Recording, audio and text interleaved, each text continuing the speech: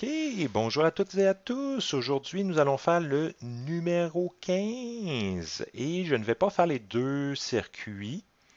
Bien évidemment, je vais seulement faire le circuit numéro 2 parce qu'il semble être le plus compliqué avec vous. Pour vous donner un autre exemple de problème d'impédance. Donc, c'est ce que nous allons faire aujourd'hui. Donc, je me prends une feuille brouillon, bien évidemment.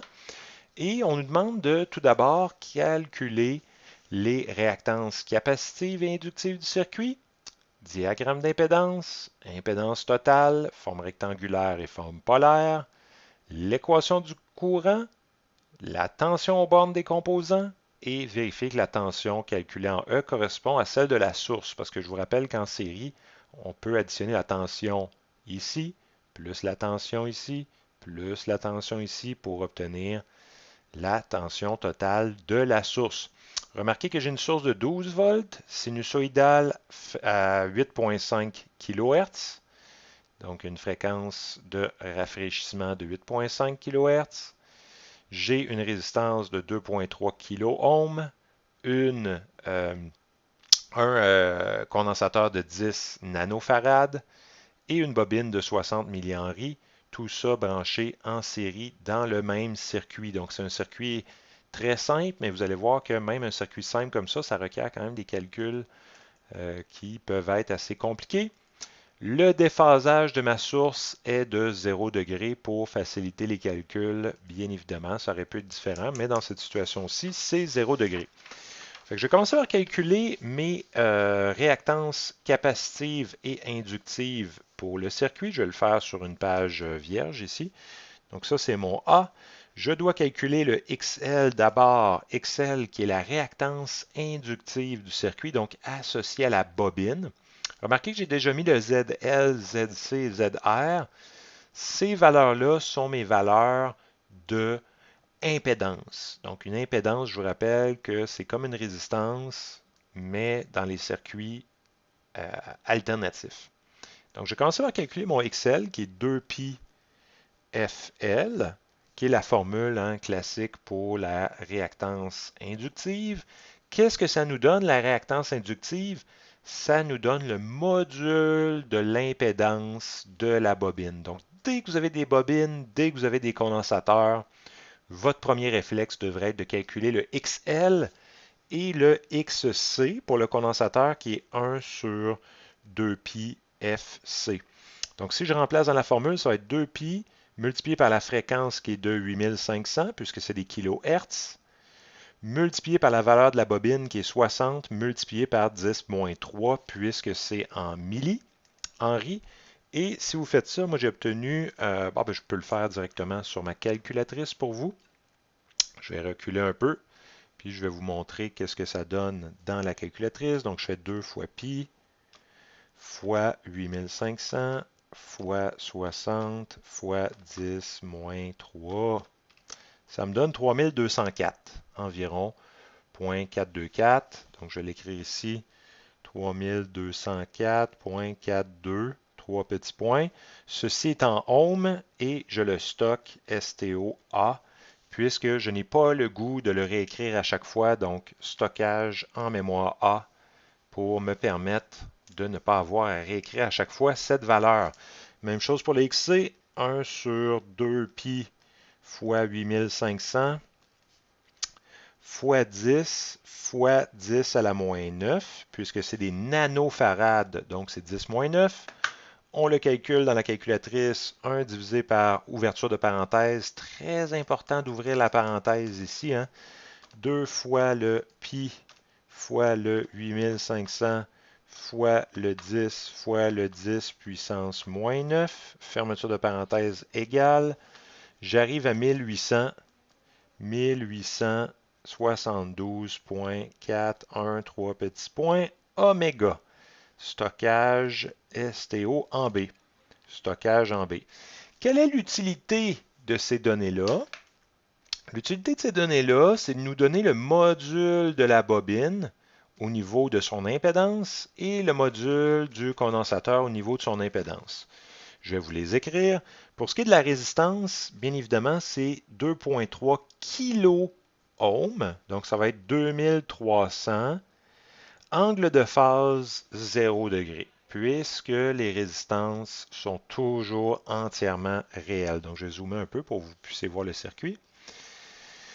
Qu'est-ce que ça veut dire? Ça veut dire que j'ai 2300 plus 0J au niveau de la notation rectangulaire pour la résistance. Pour ce qui est du condensateur, lui, ben, ça va être sa valeur de oméga, donc sa valeur de ohm, donc ça va être mon B. Et son angle de phase, lui, est de moins 90 degrés, puisqu'on dit que les condensateurs sont en avance. Donc, un angle de moins 90 pour son déphasage, ce qui fait en sorte que lui, sous forme rectangulaire, ça va être 0 moins BJ. Donc, lui, sa partie imaginaire va être négative. Donc, le B, c'est 1872. Et pour ce qui est du ZL, ben lui, le ZL, ça va être, encore une fois, ça va être A, qui est son amplitude. Son angle de déphasage est de 90 degrés, puisque lui, on dit qu'il est en retard sur les autres. Et donc, ça va être 0 plus AJ sous forme rectangulaire. Qu'est-ce que ça nous permet de faire ça? Bien, ça nous permet d'aller chercher la réponse du problème B. Parce que la réponse du problème B, c'est on demande de trouver le Z total. Donc, non, c'est pas ça du tout. Désolé, le B, ce qu'on nous demande, c'est le diagramme d'impédance. Je vous le fais rapidement. Le diagramme d'impédance juste ici en B, excusez, je pensais qu'on demandait le ZT tout de suite. On demande d'abord le diagramme d'impédance. Donc, pour ce qui est du diagramme d'impédance, on se fait un axe des Y, un axe des X. Ça, c'est l'axe imaginaire. Ça, c'est l'axe réel. Je vais tracer tout d'abord mon ZR. Mon ZR est de 2300 angle 0 degré. Donc, 2300 sur l'axe des X. Il n'y a rien sur l'axe des J. Donc, lui va être d'une longueur 2300 sur... Ça, c'est mon ZR qui est égal à 2300 plus 0J. Donc, il n'y a aucune composante imaginaire pour mon ZR. Donc, il est entièrement sur l'axe des nombres réels. Pour ce qui est du ZC, il va être entièrement imaginaire négatif. Donc, lui, mon ZC va se retrouver ici. Un peu plus court que mon ZR puisqu'il vaut seulement 1800. Donc, pour ce qui est de mon ZC, je vais l'écrire en dessous. ZC, lui, c'est égal à 0 moins 1800. Je vais dire environ égal. Donc, je rajoute une vague. 1872J. Et pour ce qui est de mon ZL, lui, il va se retrouver entièrement imaginaire positif. Donc, toujours de l'ordonnée à l'origine jusqu'à son amplitude qui est de 3204. Donc, lui, ça va être le ZL qui est environ égal, je vais mettre une vague encore une fois, à 0 plus 3204 J. Donc, c'est mon diagramme d'impédance. Et de là, je peux aller chercher mon impédance totale du circuit, puisque je suis en série. Donc, quand on a un circuit en série, le Z total, c'est tout simplement égal au ZR plus ZL plus ZC. Et dans mon cas, ça va me donner 1800, non, 2300 pour le ZR, plus le ZL, mais là, le ZL, ça va être juste AJ, plus le ZC, mais le ZC, c'est tout simplement moins BJ. Donc, plus, moins BJ. Donc, je vais additionner les parties imaginaires entre elles. On n'a pas le droit d'additionner la partie réelle avec les parties imaginaires. Qu'est-ce que ça va nous donner comme ZT? Bien, ça va nous donner 2300, donc comme partie réelle. Et pour ce qui est des parties imaginaires, bien, je vais le faire à la calculatrice. Donc, j'ai déjà mon B qui est ici. Je vais juste l'enlever. Je vais faire A plus moins B.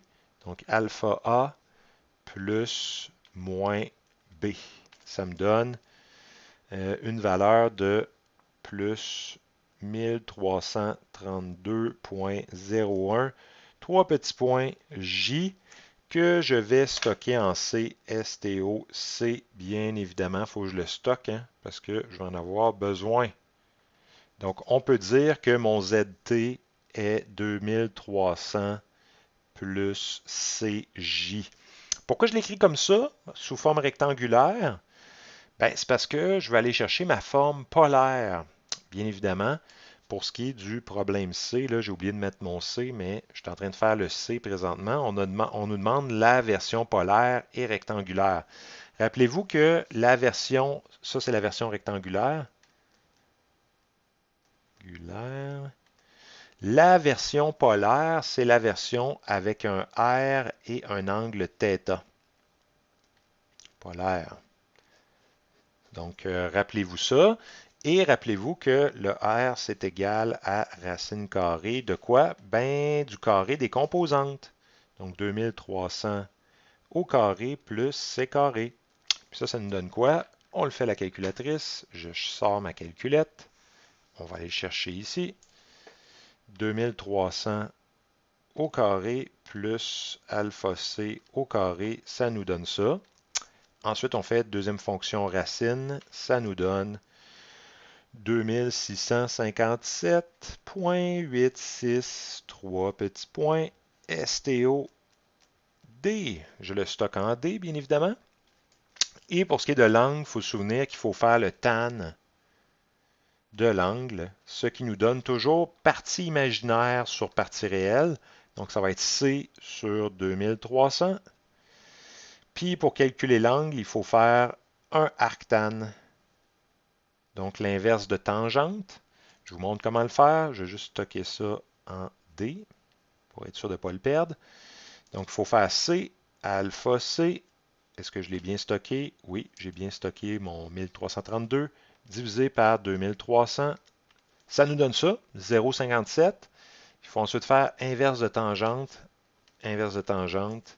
et ça nous donne θ égale 30,0766, 3 petits points degrés. On sait que c'est le bon angle puisqu'on remarque que notre résultante est dans le premier cadran. On aurait même pu la tracer dans notre diagramme d'impédance. Donc notre Z total aurait été environ ici. Ça, c'est le ZT dans le diagramme d'impédance. Donc quand on additionne les trois vecteurs rouges, on obtient le vecteur bleu qui va être égal à 2300 plus CJ, puisqu'on additionne lui, et ça nous donne le bleu. Donc, c'est un autre fait intéressant à avoir dans notre graphique. Donc, la forme polaire, je vais stocker ça également, STOE, pour ne pas avoir à tout retranscrire. Donc, je vais faire un STOE pour stocker l'angle et écrire que ma forme polaire, ça va être égal à quoi? Ben, ça va être égal à D angle E degré. Pourquoi écrire comme ça? Parce qu'on va avoir besoin de la valeur de D et de la valeur de E pour poursuivre nos calculs. Donc, je vais faire une boîte et déterminer que j'ai fini le C. Donc, j'ai mon amplitude, j'ai mon angle. Donc, angle et amplitude pour mon impédance totale, qui est un peu comme une résistance totale dans mon circuit, hein, bien évidemment. Donc là, maintenant, pour ce qui est de D, on nous demande de trouver l'équation du courant qui traverse le circuit. Donc, si on se souvient, en courant continu, en DC, on sait que V est égal à R fois I. Bien, ça, c'est bon pour le DC. En AC, on a que V est égal à Z fois I. Donc, c'est l'impédance fois le courant. Donc, si on veut isoler, on doit isoler le I. Donc, pour isoler le I, on va venir diviser le V par Z. Donc, ça va être V sur Z.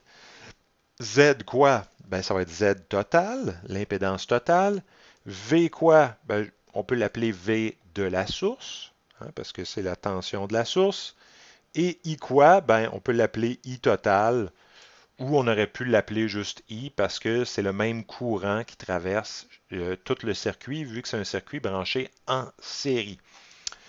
La source, on nous dit que son voltage, si vous regardez le problème d'origine, on nous dit que son voltage est de 12 volts et que son angle de phase est de 0 degré. Donc c'est 0 degré, 12 volts d'amplitude.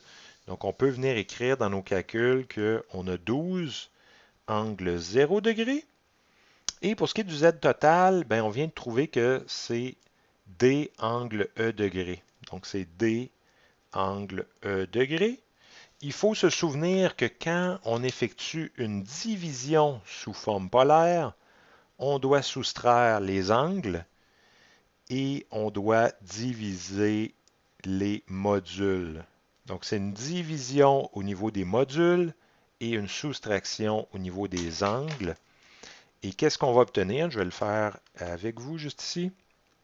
Donc je prends ma calculatrice et ce que je dois faire sur ma calculatrice, c'est 12 divisé par alpha D.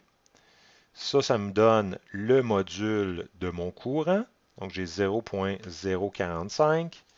Donc, c'est 0.00, je vais me mettre ici, 45, 1, 4. Ça, c'est un 5, 1, 4, 8, 9, 7.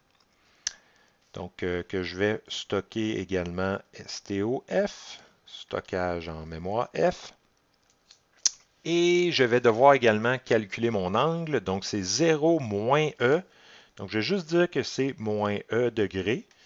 Et je vais conclure que j'ai F angle moins E degré. C'est la forme polaire de mon courant. Comme on nous demande l'équation, ben là, il faut le remettre sous forme sinusoïdale. Il faut se souvenir que I de t sous forme sinusoïdale est égal à A sin de oméga t plus phi. Le A, c'est l'amplitude. Dans mon cas, c'est 0.0045. Donc, ça va être environ égal. Je vais arrondir à...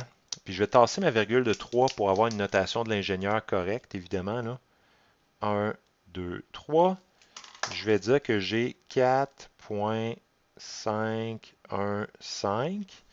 arrondi 4.515 arrondi à 3 décimales. Sinus de quoi? Ben là, j'ai besoin du oméga. Là, il faut se souvenir que le oméga, c'est la vitesse angulaire et oméga, c'est égal à 2πf. 2πf, ça donne 2π fois 8500. Donc, dans notre cas, si on fait 2 fois 8500, ça va nous donner un oméga égal à 17 000 pi. Parce que 2 fois 8, 16, mais il y a un 500, fait que ça nous fait 17 000 pi. Fait qu'on va avoir 17 000 pi pour ce qui est du oméga, fois le temps, plus l'angle de phase. L'angle de phase, c'est le moins E. Fait que dans notre cas, moins E, c'est moins 30. Moins 30,077 degrés. J'ai arrondi à 3 décimales, puis je vais dire que j'ai des milliampères. Pourquoi? Parce que j'ai tassé de 3 vers la droite ici. Donc, je vais dire milliampères. Donc, j'ai fait un petit calcul d'oméga ici qui est un peu dans les jambes, là, mais c'est 4.515 sin de 17 000 pi t moins 30,077 degrés.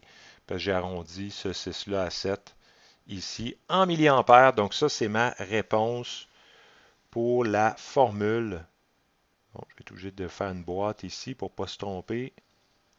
Du I de t sous forme sinusoïdale, bien évidemment. Ensuite, qu'est-ce qu'on nous demande au niveau du E? On nous demande l'équation aux bornes des composantes. Notation de l'ingénieur appropriée, bien évidemment. Donc, ce qui est intéressant, c'est de garder en tête que le I total est donné par cette formule-là, F angle moins E degré. Et ce qu'on va aller faire, c'est qu'on va aller chercher la tension aux bornes de chacune des composantes, autant la résistance, la bobine que le condensateur. Et ça se fait vraiment bien à l'aide de la fameuse formule V est égal à Z fois I. Et là, on va commencer par aller chercher le VR pour la résistance. Donc, c'est ZR fois IT, puisque c'est le même courant qui passe dans toutes les composantes. ZR, c'est l'impédance de notre résistance. Je vous rappelle que pour notre résistance, c'est tout simplement 2300 angle de phase 0 degré. 2300 angle 0 degré. Pour ce qui est du IT, on vient de le calculer, c'est F, je peux vous le montrer, F moins E degré. Donc ici, je vais avoir F, angle moins E degré. Donc tout ça est stocké en mémoire. Quand on effectue une multiplication, on doit multiplier les modules. Et qu'est-ce qu'on doit faire avec les angles? On doit les additionner. Donc il faut faire un plus au niveau des angles et un fois au niveau des modules. Je vais vous montrer qu'est-ce que je veux dire par là sur ma calculatrice. Je vous le fais ici. Donc, je dois faire 2300 multiplié par alpha F. Ça nous donne quoi? 10,38. Donc, on va pouvoir écrire que le module est de 10,38. 42, 3 petits points. Donc, ça, c'est pour le module. Je vais faire STO X pour le garder en mémoire X. Bien évidemment, j'en ai besoin de le garder là. Hein.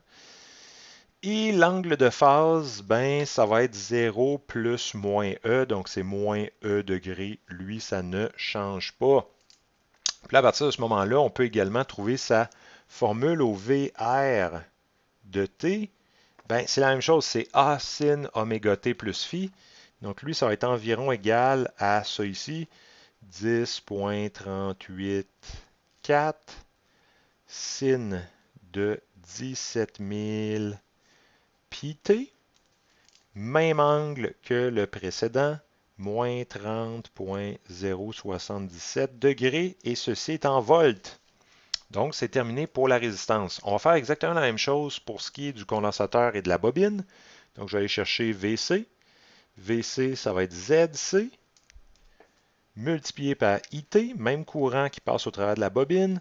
Le ZC, c'est quoi? Ben là, il faut se souvenir du ZC. ZC, c'était tout simplement B angle moins 90 degrés, puisque le module, je l'avais enregistré en B. Hein. Je vous rappelle d'où vient ce B-là. Ce B-là vient du calcul d'origine qui est 1 sur 2 pi FC. C'est de là que vient mon B. Très important. Donc, faites très attention à ça. Et son angle de moins 90, ben, ça vient du fait que, si vous vous souvenez, les condensateurs sont toujours imaginaires négatifs. Donc, c'est pour ça qu'il y a un angle de moins 90 degrés associé à celui-là. Donc, c'est ça. Et le IT, ben, c'est le même que tantôt, c'est F angle de moins E degrés. Donc, encore une fois, on multiplie les modules. Donc, 2300 fois F tout à l'heure, ben là, ça va être B fois F. Donc, on multiplie ces deux-là entre eux. Multiplication. Et pour ce qui est des angles, c'est une addition. Donc, on additionne au niveau des angles et on multiplie au niveau des modules.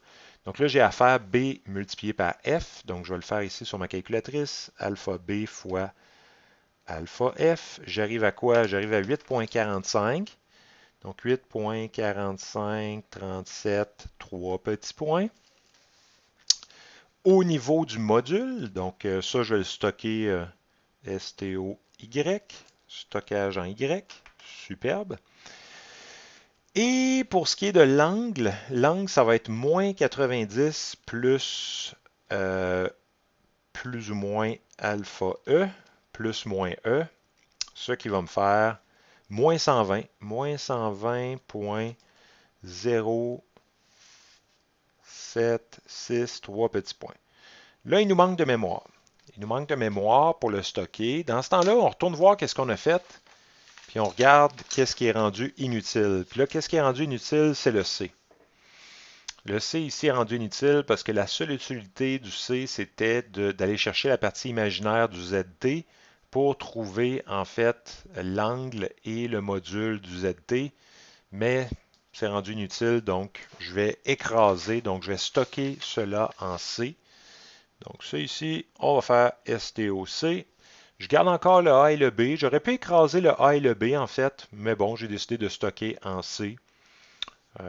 Personnellement, je trouve ça quand même intéressant de stocker là. Et le VC de T va être égal environ égal hein, à 8.454. 8.454 sinus de oméga qui est 17 000 pi t plus donc moins 120.077 0,77 degrés et ceci est en volts. Donc ça, c'est la formule, hein, encore une fois, de la tension en fonction du temps pour ce qui est de la résistance, fonction de la tension en fonction du temps au niveau du condensateur. Il nous reste juste la bobine à faire, je la fais avec vous. Donc pour ce qui est du VL, même chose, ZL fois IT, ça nous donne quoi? ZL, c'était la donnée qui est enregistrée en A, donc je ne pouvais pas écraser A, bien évidemment, j'en ai encore besoin. Là. Le 3200 qui est l'amplitude de l'impédance de la bobine, donc ça va être A. Et je vous rappelle que pour les bobines, c'est un angle de phase de 90 degrés puisqu'elles sont en retard. Et l'autre, c'est encore F angle moins E degrés. Donc j'ai bien fait de stocker celle-là en C. Parce que sinon, j'aurais eu des problèmes. Encore une fois, on multiplie le A et le F et on additionne le 90 et le E. Donc, ça va nous donner quoi? Si je fais A fois F, je le fais ici. On efface ça. Alpha A multiplié par alpha F. Qu'est-ce que ça me donne? Ça me donne 14.4676, 3 petits points que je vais cette fois-ci stocker en A, parce que là, j'en ai plus besoin. Sto A. Et pour ce qui est de l'angle, ben, j'ai à faire 90 plus moins E. Donc, c'est ce que je vais faire. 90 plus moins alpha E. Ça me donne quoi? Ça me donne 59.92, 3, 3, 1, 3 petits points, degrés. Et là, je le stocke en B. STOB, puisque là, le B, je n'en ai plus besoin pour faire le reste. Et c'est terminé au niveau du problème E. Dès que je vais avoir écrit mon VL de T, donc ma formule, ça va être 14.468 sinus de 17 000 pi t. Il ne faut pas que j'oublie mon pi plus mon angle de phase qui est de 59.923 degrés et ceci est en volts encore une fois. Donc j'ai les trois formules. Formule pour la résistance, le condensateur